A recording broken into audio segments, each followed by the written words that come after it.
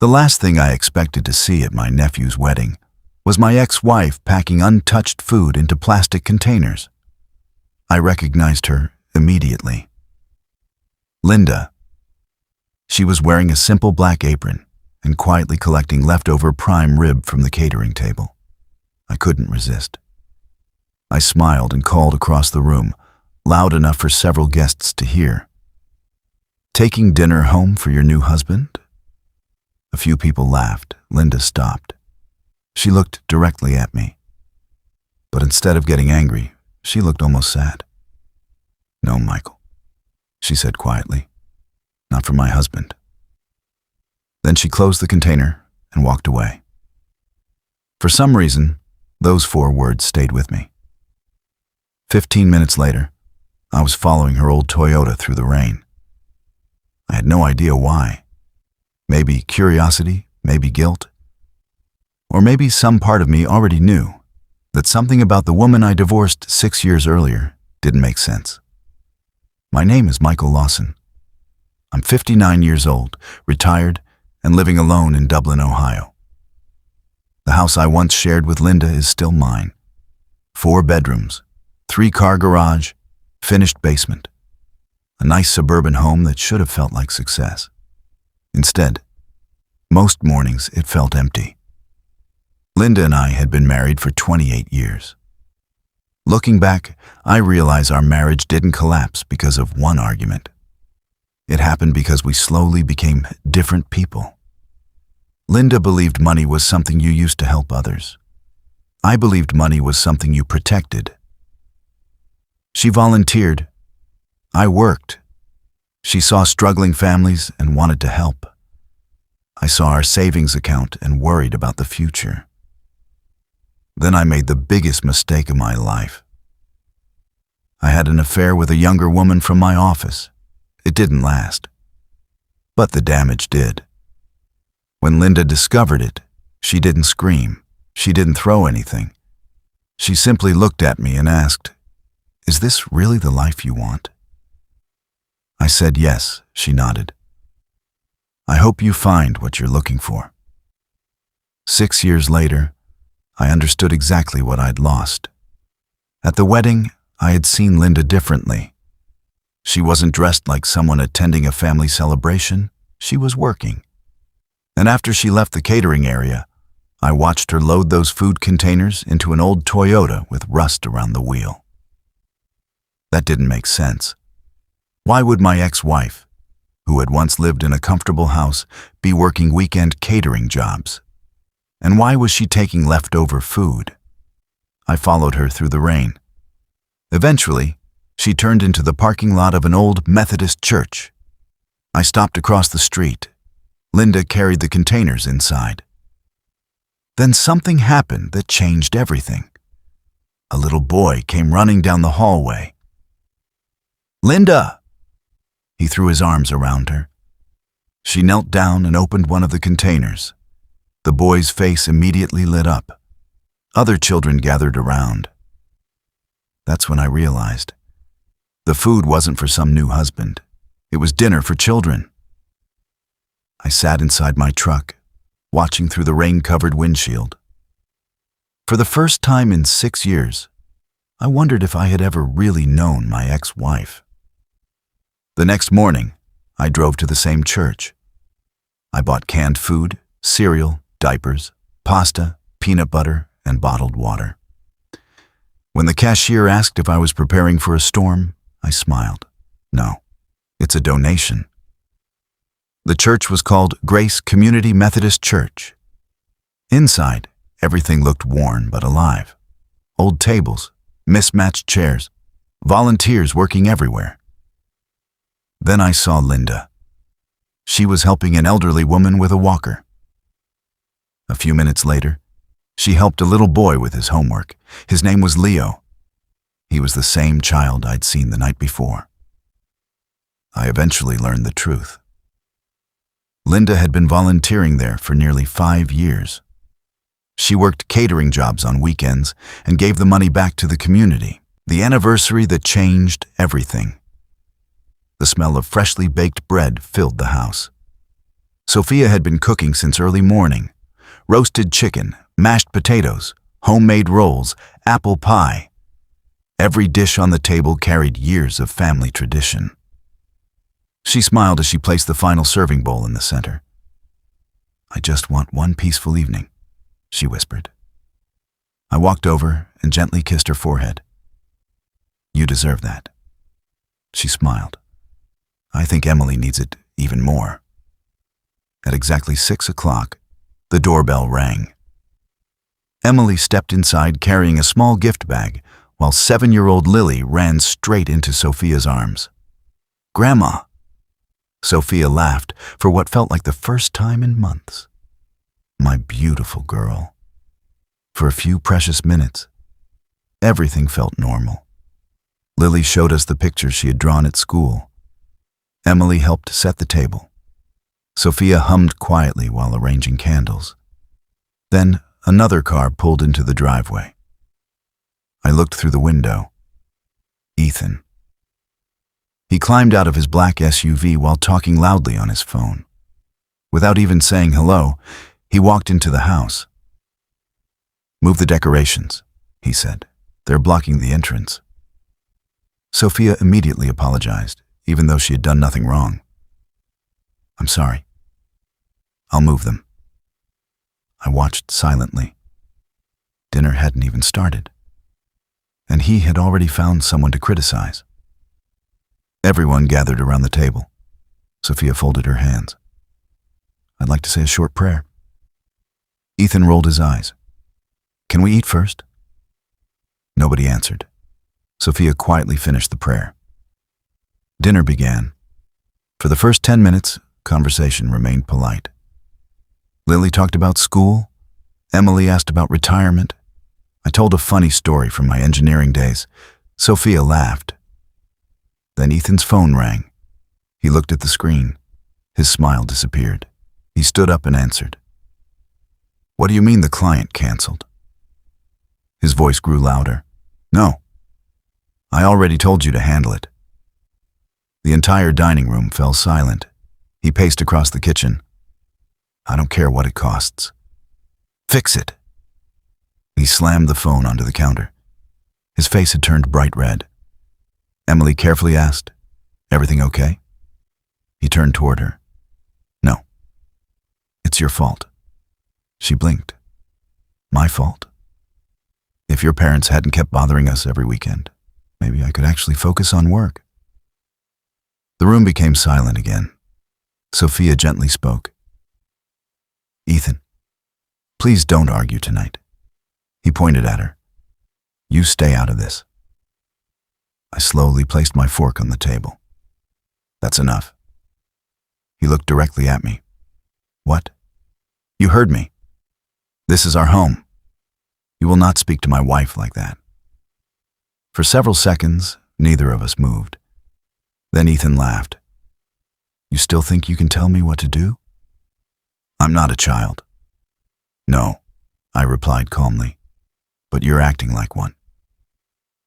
Emily immediately stepped between us. "Please, both of you." Lily had stopped eating. She quietly reached for Sophia's hand.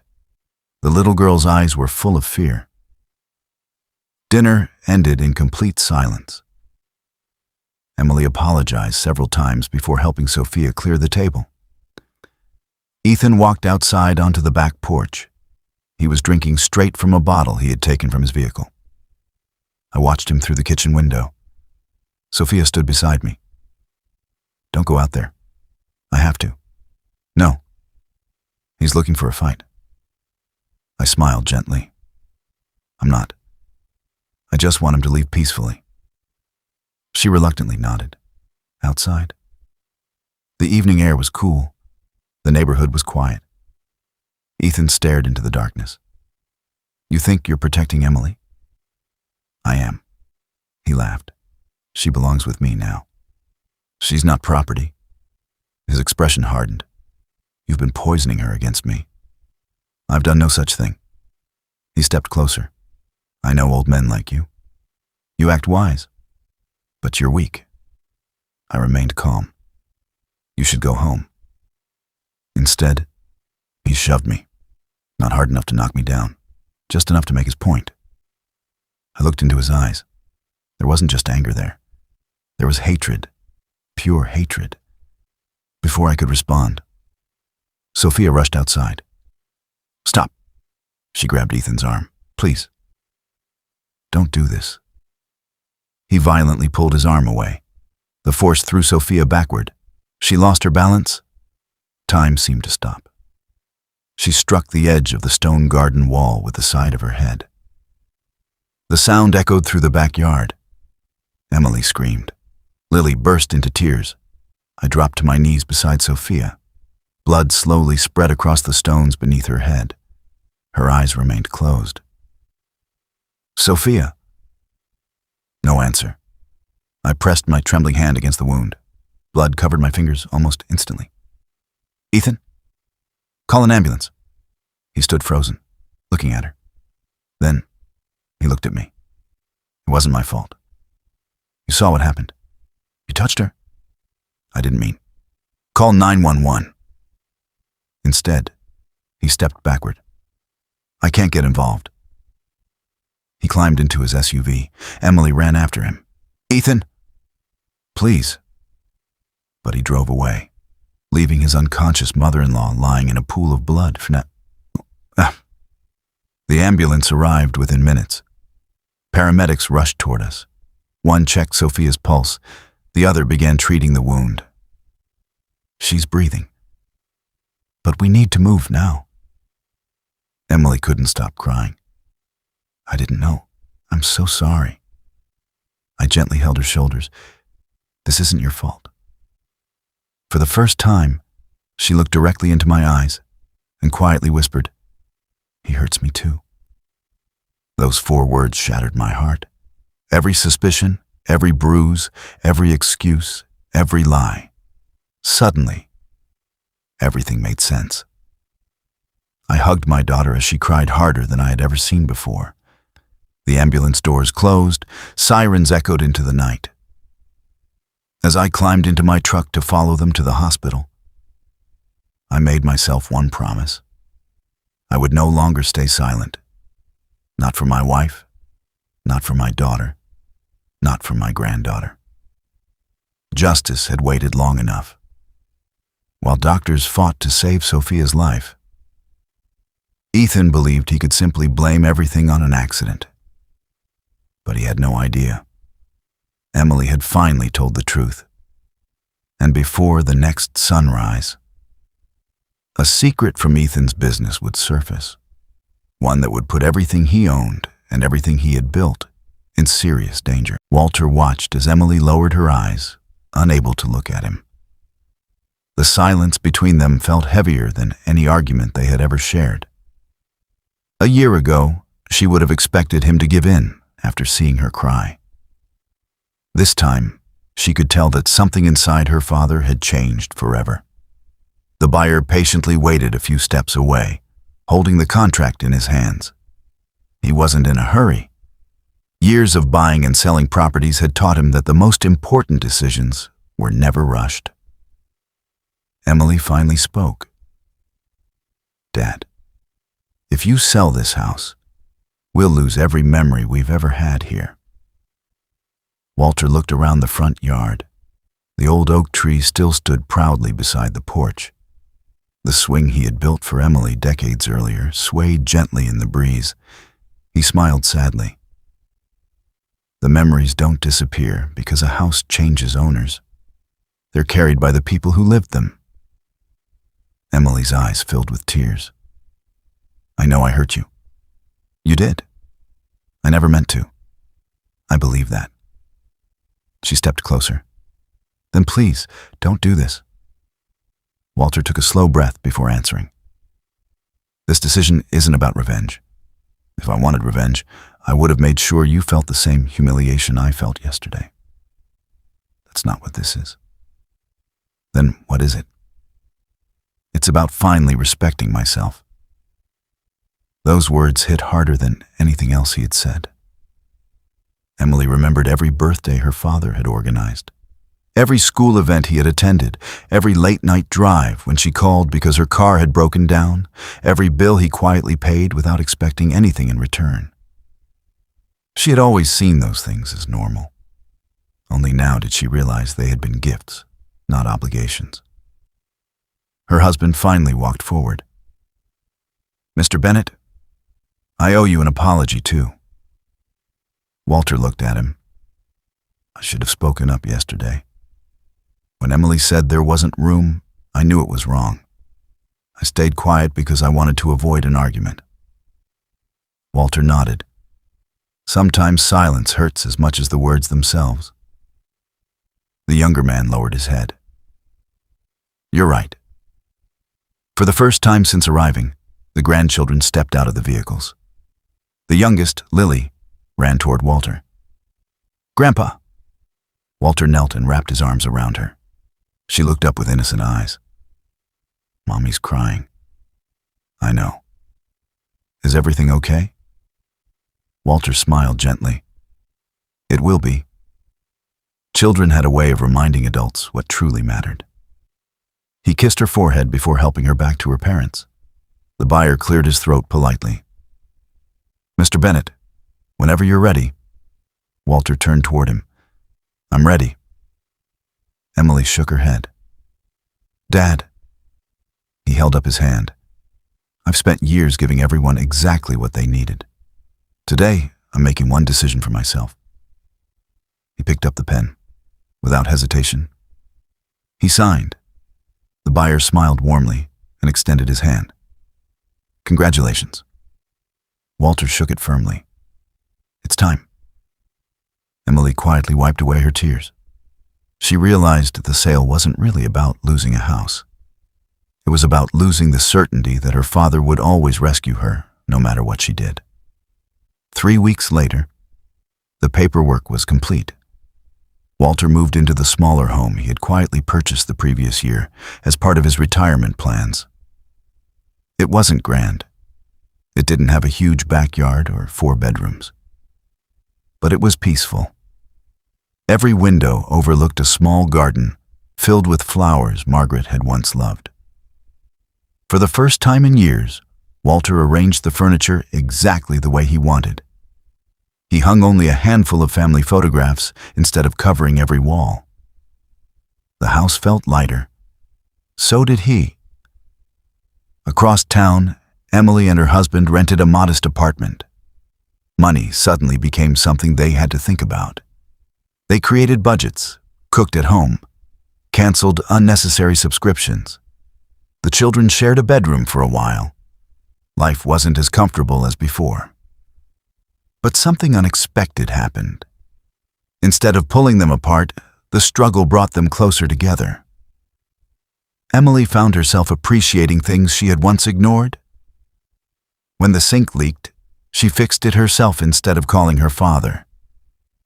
When the car needed servicing, she and her husband saved for it together. Every small achievement gave her confidence she had never experienced before. One quiet evening, she visited Walter alone. She carried a small envelope. "I wrote something." Walter opened it. Inside was a handwritten letter. Page after page described every moment she regretted, not only leaving him behind that morning, but years of assuming he would always solve her problems. One sentence made Walter stop reading. "I confused your love with unlimited responsibility. I thought being your daughter meant you would always carry my burdens. I forgot that you were growing older while I kept acting like a child." Walter looked up. "Did you write all of this yourself?" Emily nodded. Every word. He folded the letter carefully. "This means more to me than you know." She smiled through her tears. "I've also accepted a better job." "Congratulations." "I wanted to prove something." "What?" "That my children should admire me the same way I admired you." Walter couldn't help smiling. "They already will." Months passed. Their relationship slowly became healthier. Emily still visited often, but she always called first. She never expected financial help. When she needed advice, she asked. Sometimes Walter said yes. Sometimes he said no. For the first time, she respected both answers equally. Nearly a year later, Emily invited Walter to dinner. This time there were no expensive restaurants or luxurious vacations. Just homemade food in a small apartment filled with laughter. Lily opened the door before anyone else. "Grandpa," she hugged him tightly, "we made your favorite dinner." Walter laughed. Then I came to the right place. During dinner, everyone talked about ordinary things: school, work, weekend plans. Nobody mentioned the old house. Nobody mentioned money. For Walter, that silence spoke louder than any apology. After dessert, Emily disappeared into the bedroom before returning with a small wooden box. "I found something while we were packing." Walter opened it slowly. Inside rested an old photograph. Margaret stood in the front yard, holding a young Emily in her arms. The edges of the picture had faded with time, but the smiles remained as bright as ever. Walter stared at it for a long moment.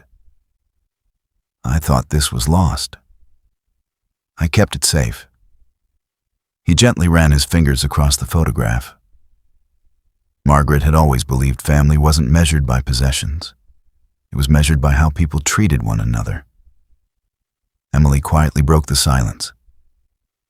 "You know, when you sold the house, I thought you were trying to punish me." Walter looked at her. "And now?" She smiled softly. "Now I understand you weren't closing the door on me." He waited. "You were teaching me how to stand on my own." Walter nodded. "I never stopped loving you." "I know. I simply stopped protecting you from the consequences of your choices." Emily reached across the table and held his hand. "Thank you for loving me enough to do that." Walter's eyes became moist. He squeezed her hand gently. Every parent reaches a moment when they must decide whether to keep carrying their children or teach them to walk alone. She smiled, and I finally learned how to walk. As Walter drove home that evening, the city lights reflected across his windshield. He no longer missed the old house, because he realized the house had never been the foundation of his family. Respect was. Love was. Honesty was. The building had only been bricks and wood.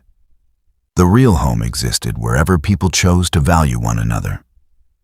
Walter parked outside his small house and looked up at the stars. For the first time in many years, he felt completely at peace. He had not lost a daughter. He had helped her become the woman she was always capable of becoming. Sometimes the greatest gift a parent can give isn't another chance, another payment, or another sacrifice.